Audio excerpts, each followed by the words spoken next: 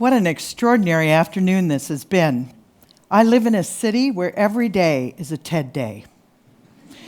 It's not full of TED events. It's full of an incredible community of entrepreneurs who have built extraordinary industries that have changed the face of the city. And each of those entrepreneurs has been driven by the kinds of values and the concerns that were articulated by the entrepreneurs we heard today. They want to change the world. They don't just want to be successful. Rich Pavel is a surfer dude. I was so happy to meet these wonderful advocates of the coastal world because Rich built a surfboard company in large part because he wanted to help people have a more authentic experience of the natural environment. When I interviewed him, he described to me how from his early childhood on in San Diego, he was concerned about the future of this beautiful environment and how he could make a difference in it. He chose to design and manufacture surfboards that people like I could use. And he believes, and is now manufacturing 1,000 surfboards a year all over the world, that through the experience of surfing, one reconnects with the natural environment. There are other entrepreneurs in San Diego with similar kinds of values. Tim Scott works in the life sciences space. He graduated with a degree in biology. He had grown up in San Diego. His parents were very civic-minded, and he decided that's where he wanted to make his life. And he tried doing bench science, didn't enjoy it, went to law school, got into management, didn't enjoy it. What he realized he most wanted to do was build his own company and create high-wage jobs, interesting jobs, good jobs for college graduates in San Diego. Because when he graduated from UCSD, most of his friends had to leave the city to get good jobs. Tim worked with many entrepreneurial companies, and 20 years ago, with a small group of friends and $135,000 of their own money, created a clinical research company which today employs close to 200 people, has revenues of $20 million, and every year utilizes 25 interns from the university. His pride in what he does is not that he has 150 contracts with drug companies around the world for whom they're doing testing and assessing. It's that he's built a company in San Diego that people who grew up there and graduated from school there can live and work there. The picture I'm trying to paint for you is that entrepreneurs, at least as I know them, are civic and community-minded people. And when you have people like that in your community, you need support for them. Let me tell you two more examples that I think you'll find interesting. Yordi Munoz grew up in Tijuana. The Mexican border is 20 minutes from my office at UCSD. From his early adolescence, he was a hacker, loved playing on the computer, and also a builder. He liked to build parts and components. It started out with sort of games, robots, remote planes, all those things that kids love to play with. In 2007, he moved to San Diego and started to go to university there, and online started connecting with other young people, primarily, who were interested in drones. Well, a man by the name of Chris Anderson, who some of you know was the editor of Wired magazine, discovered Yordi on this online site, and they began talking. Chris offered to give him $500 and help him start a little company called 3D Robotics. Yordi was 19. Chris was in his 40s. And 3 years later, Chris quit Wired magazine to become the full-time CEO of the now 22-year-old company, which is called 3D Robotics. In its first series of fundraising, which Chris helped these edgy young kids do, they raised $5 million. A year later, in Series B, they raised $30 million. And last September, Sir Richard Branson, Sir Richard Branson made an undisclosed investment in 3D robotics. The New York Times, The Economist have written about this company. It's the fastest growing drone company in the United States. The last example I want to share with you is of a man who many of you know because he's built a Fortune 500 company and today is one of the 10 wealthiest Americans. But he began working in his father's lobster restaurant in Maine, went to Cornell University to study restaurant management so he could take over his father's business, and told me that the most difficult phone call he ever made in his life was at 19 when he called his dad and said, "I love engineering. I don't want to go into the restaurant business." That man was Irwin Jacobs, and he was working in an area of communications, remote signal processing, that in his youth was very vital to national security issues in the United States. Satellite communications, remote signal processing, what you and I know today as wireless communications. Again, in the San Diego environment, where he came with 4 children, a mother and a mother-in-law, which meant consulting for the military a day a week wasn't a bad deal, he began to develop a technology platform which today has become the industry standard. And his company has a market cap greater than Intel, a company many of us here know better. Now, why do I start with these examples? Because I think they describe the reality of who and what are entrepreneurs today. They tend to be men and women who want to solve vexing problems, who are value-driven and need to be in environments that nurture that. And that's why I want to share with you what I think some of the components of that environment are. An essential part of that environment is they're in a place where ideas matter. What has this afternoon been about? It's been about ideas. It's been about discoveries. And not just incremental ideas, but breakthrough ideas. And there are communities who have a DNA which is kind of built around discovery, experimentation, and risk-taking. I live in one such community. Core to many of those communities are places like we are today, research universities, medical schools, where this culture of research and discovery, which we've heard about today from these extraordinary professors, encourages trial and error, enables failure as well as success, encourages experimentation and discovery.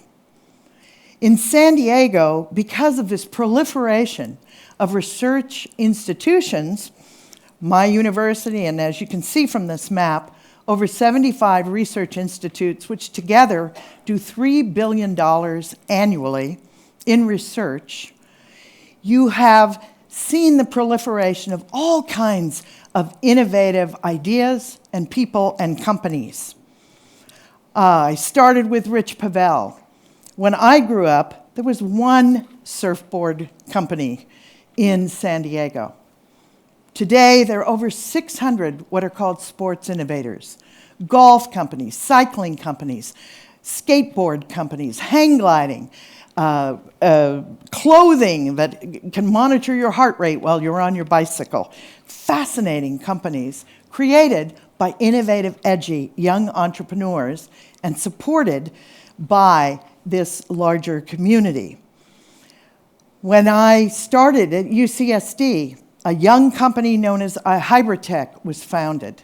There were no biotech, life science companies in the region.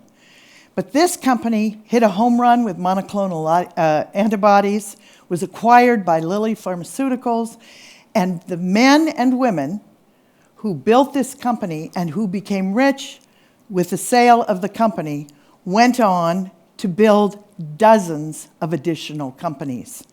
They stayed in the community. They shared their know-how. They've nurtured younger people. I mentioned drones in my discussion of Jordi Munoz. It's also the case that defense and security, that the Predator, many of the aerial vehicles that are manufactured and designed in the United States come from this part of the world. And finally, the incredible story of IT and wireless in San Diego. The company Qualcomm is just celebrating its 30th birthday. And it didn't exist 30 years ago. The story of its founding is fascinating. A group of men had sold a government contracting company, and they all decided they were too old to retire. And they all had a little bit of money. They didn't have a market, they didn't have a product, but they felt they had a technology that was superior to what the industry standard was, CDMA. And with a vengeance, they went out to demonstrate the superiority of their technology. Today, that company employs 20,000 people, and as I shared with you, has exceeded Intel in terms of its impact. So when you get this kind of growth over a 30 or 40-year period in a community like San Diego, where at one time you had 1 or 2 or a dozen or 20 companies, and today you have 600 or 1,000 or 3,000. What is it about the place? Why do I say every day in San Diego is a TED day? And it's because of these key characteristics that I have here on the screen. Entrepreneurs, inventors, and innovators gravitate to places and thrive in environments which have some essential characteristics, all of which have been articulated by the previous speakers today. To begin with, they don't just nurture good ideas, they nurture really risky ideas. They encourage discovery and experimentation, and young people know it's okay to not only have a risky idea, but to fail. And they understand what our last speaker made so clear, that it is only through failure that we learn and that knowledge becomes accumulated.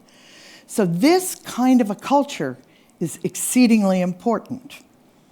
A second thing that entrepreneurs need is access to capital, but not the workbook kind of access to capital that lots of economic development specialists talk about. We need angel investors, we need venture capital. Only one of the 4 companies I described to you was venture-backed. The other 3 were bootstrapped. Either they had a government contract to begin developing a technology, which they adapted for commercial purposes, or they had friends and family, $135,000 to start pharmatech, or they had a customer, which is what Qualcomm did. They built the company a customer at a time. And so a community where that diverse an array of capital and investment opportunities and experiences exists becomes a community that nurtures and mentors entrepreneurs so that they can build their enterprises on the business model that is most appropriate to their needs. And business know-how is everything. I've done research around the United States on mentorship programs, and we all know mentors are one of the critical elements in the success of entrepreneurs. But it turns out not all mentors are equal. I did work in St. Louis, Missouri, Ralston Purina, big company, Purina Jog Chow, if I can be candid. A young entrepreneur interested in mobile apps in the healthcare field was being mentored by a retired executive from a dog food company. Now, he didn't understand entrepreneurial financing. He didn't understand mobile apps. He didn't understand any of the dynamics of starting a new technology company. And he also wasn't in the social networks where he could open the door for this young man. So this young man convinced his father to send him out to California, and sure enough, the kid told me, I'm graduating from WashU, the great research university in St. Louis, in June, and you know where I'm going, Dr. Walshok? California. Well, Tim Scott, who started Pharmatech, didn't want that to happen in San Diego, and it isn't. So this business know-how is really important. Two other components that I think are really important, and we're seeing it today in this fabulous program that Dean has put together. Boundary spanning is an important dimension of any community dynamic. We all understand networking. But if you're only networking with doctors, if you're only networking with chemists, or you're only networking with surfers, you probably aren't developing much of a knowledge base that will allow you to be an entrepreneur. In communities where you have high levels of entrepreneurship and the kinds of maps that I just described to you, you have a proliferation of social networking activities, of organizations that bring attorneys and accountants and real estate developers and physicists and 19-year-old kids and 82-year-old successes together in the room. This is what today is. And that's, again, why I say every day is a TED Day in San Diego. And finally, what everybody here knows and understands, that a wonderful place to live, to have a family, to have a personal life, to be able to take care of one's parents, and to imagine the possibility that one's children and grandchildren can live there happily, is a critical component of any innovation economy, because that makes people stay. What is fascinating in the United States is the large number of successful real estate developers, shopping center developers, attorneys, Fortune 500 CEOs who leave their cities to go to better places to live in their retirement. People don't leave San Diego, folks.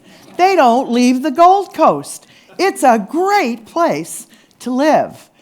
But it's not just that they don't leave, they reinvest. And they reinvest with their time and their talent and their values, as we saw today, as well as with their money. So I've found this afternoon energizing. It feels like a place where entrepreneurs want to live.